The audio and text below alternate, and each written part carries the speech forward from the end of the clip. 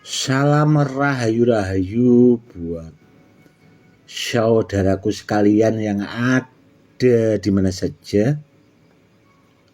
Saudaraku, kali ini saya akan menjawab pertanyaan dari saudara-saudara kita yang sudah banyak masuk ke WA. Gus, apakah tasbih Badar Pulosaninya itu masih ada? Ini saudaraku, saya masih ada beberapa simpanan tasbih Badar Pulosani, rajanya Badar, rajanya besi, barang simpanan lama juga saudaraku. Oke, akan saya dekatkan ya saudaraku, biar kita bisa melihat secara detailnya. Seperti ini saudaraku, bisa dilihat baik-baik. Seperti ini perwujudan tasbih Badar Pulosani, rajanya Badar, rajanya besi saudaraku.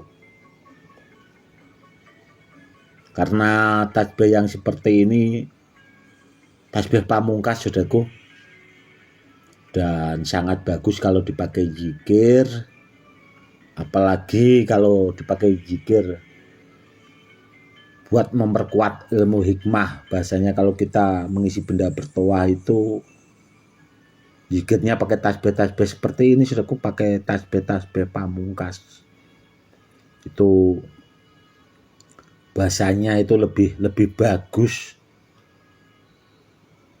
Seperti itu. Kalau spiritual tidak punya tasbih yang pamungkas ya repot saudaraku. Ya, tasbih itu kalau bisa dipakai buat pribadi, simpanan ya yang bagus, kurang lebihnya kan seperti itu saudaraku. Dan kalau dipakai buat media sarana keselamatan, bendanya juga kan mumpuni, seperti itu. Bagus saudaraku. Dan memang kalau ditanya tasbih Badar Pulosani yang seperti ini saya punya itu ya tidak banyak juga saudaraku. Memang ada beberapa yang masih saya koleksi, saya simpan, karena sebagian itu dulu setiap saya unggah itu selalu termaharkan saudaraku.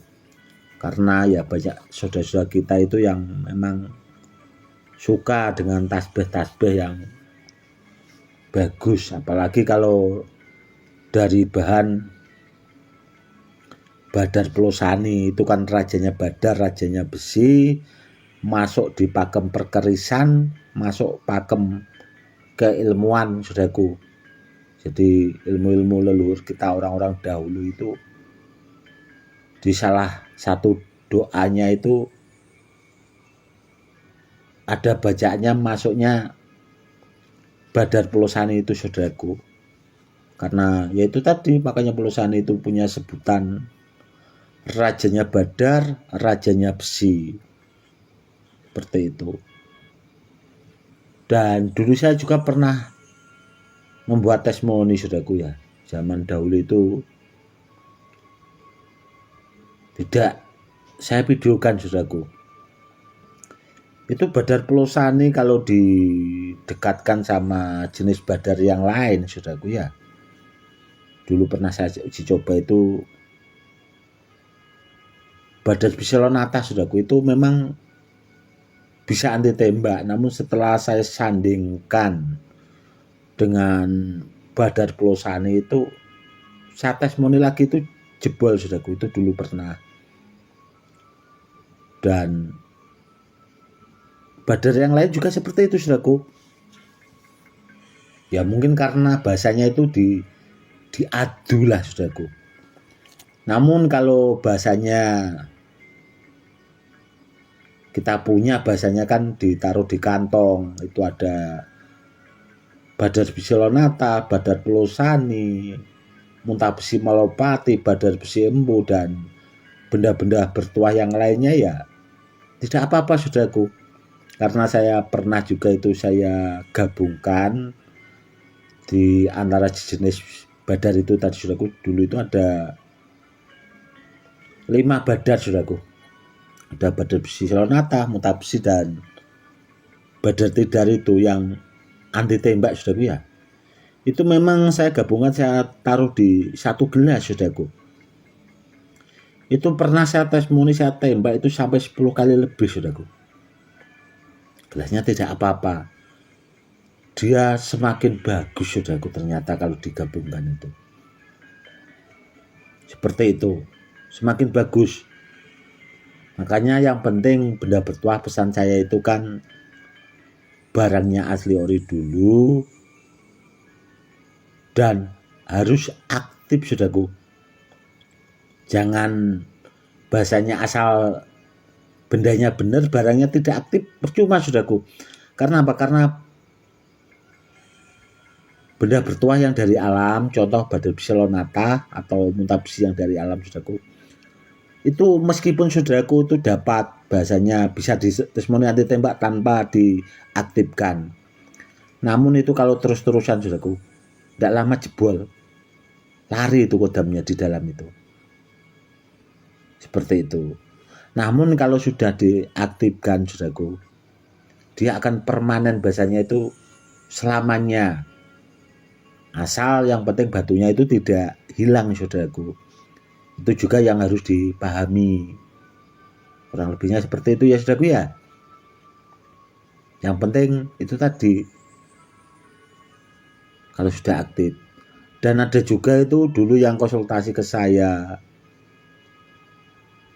tanya tentang pengaktifan, ya seperti itulah bahasanya agar bendanya bisa aktif. Dan waktu itu saya sarankan, namun bendanya itu dia bilangnya sudah aktif, padahal bendanya itu kosong saudaraku, belum aktif. Dan kalau ada orang-orang seperti itu saudaraku, intinya kan saya sudah menyampaikan apa yang saya ketahui. Seandainya ada saudaraku mungkin konsultasi tentang benda bertuah, kalau bendanya belum aktif atau bahasanya masih kosong itu tadi, kalau dibilangi namun masih ngeyel bahasanya sudah aktif ya. Kalau bahasanya ada apa-apa, kalau dipakai buat media sarana keselamatan ya jangan salahin saya, kan kurang lebihnya seperti itu saudaraku. Karena apa ya? Karena kebanyakan orang itu kalau tidak paham itu ngeyel saudaraku, itu yang bikin repot. Contoh, orang itu kalau dikasih edukasi buat media sarana keselamatan, kadang banyakkan orang jawabnya itu malah, zaman begini kok masih pakai benda bertuah. Ternyata setelah dibegal orang itu saudaraku ya, setelah orang itu kena begal, orang itu juga baru cari benda bertuah saudaraku. Dan sebenarnya kalau saya pikir-pikir ulang lagi saudaraku, ternyata begal itu ada baiknya saudaraku. Baiknya apa ya? Itu tadi, bisa merubah orang itu agar orang itu cari sarana buat media sarana keselamatan. Karena apa? Karena manusia itu sifatnya kan dikasih akal pikiran kan buat berpikir ya saudaraku ya. Karena apa? Orang-orang dahulu itu saja itu benda bertuah itu dipakai buat media sarana keselamatan. Bahasanya itu sudah menyontohkan saudaraku ya, bahasanya itu sudah dikasih tahu dulu bahasanya. Namun kan ya itu tadi, banyak orang-orang sekarang itu terkadang masih bahasanya menyepelekan lah, atau bahasanya ya itu tadilah saudaraku ya. Namun setelah kenyataannya dibegal orang, masuk rumah sakit, baru cari benda bertuah, repot saudaraku. Harusnya orang itu kan ya sedia payung sebelum hujan. Seperti itu. Intinya itu tadi saudaraku ya, tentang kalau tasbih pamungkas ya. Ini saudaraku simpanan saya itu jenis-jenis inilah. Dan yang jelas barangnya langka saudaraku, karena badar pulau saninya itu juga ya, langka sekali saudaraku. Ini kalau tidak zaman dahulu saudaraku ya, itu mungkin ya, kalau sekarang banyak nggak ada saudaraku, karena itu tadi langka. Yang jelas saudaraku ya, kalau dipakai buat zikir atau memperkuat bahasanya keilmuan, ilmu hikmah, itu kalau pakai tasbih yang bagus lah saudaraku ya, yang bagus kalau bisa, biar bisa dipakai buat andalan atau buat pamungkas, buat pemiliknya. Bahasanya kitanya itu kan masa jadi spiritual tasbihnya gitu-gitu. Dulu saya punya teman sahabat itu yang dari Bojonegoro itu, saya bilangi saudaraku seperti itu. Masa Gus itu tasbihnya jelek banget seperti itu, padahal sampean itu kan muridnya puluhan ribu orang, mampu masalah keilmuan, masalah materi juga mampu, masa tasbihnya gitu-gitu aja. Dan akhirnya beliau juga waktu itu cari tasbih yang bagus saudaraku, dan akhirnya tasbih saya itu Badar Bisalonata itu ada kalau 40 tasbih itu sudah dimari sama beliau. Kan seperti itu, masa spiritual yang katanya muridnya banyak, canggih gitu tasbihnya enggak sepadan kan, ya repot ya saudaraku. Karena apa? Karena orang-orang dahulu saudaraku, wali-wali Allah itu juga tasbihnya itu tidak asal-asalan. Itu tasbih-tasbih bagus-bagus itu kalau orang-orang dahulu saudaraku. Oke saudaraku, mungkin cukup sekian dulu edukasinya kali ini, semoga lebih bermanfaat. Salam rahayu-rahayu, salam hormat saya Gus Edi.